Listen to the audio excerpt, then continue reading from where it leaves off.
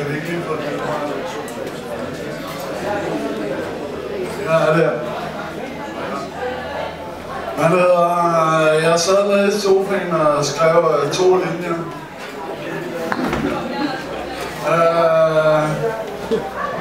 Du ved, jeg kunne fortælle så meget, men du ved det ikke. Og Michael er en af mine rigtig gode venner. Og hvis det ikke var for ham, så jeg skulle nok ikke tænke på at give bog og alt muligt.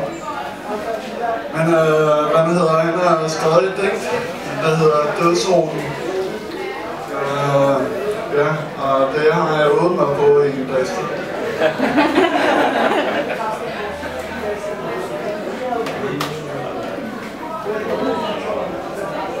Det hedder Dødsroen. Jeg er lidt mødt. Jeg tager dødsroen endnu en gang. Måler min tankegang op imod fortogskantens raske skridt. Der vasker jeg altid en spor bort, mens jeg skylder nyhed. Når procenterne rammer blodet og smerten går fra hovedet. En tårer, der kan fortælle hungrende kærlighed i de øjne.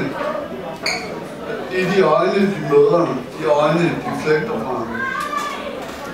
Smager på den sorte samvittighed, dødsroen i bortdalanerne, hvor det misbrugt brugte engle konverterer til djævlen.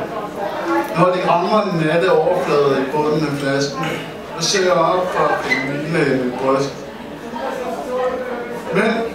Men falder ned med en smag af gift i munden, giften af min tid sønder.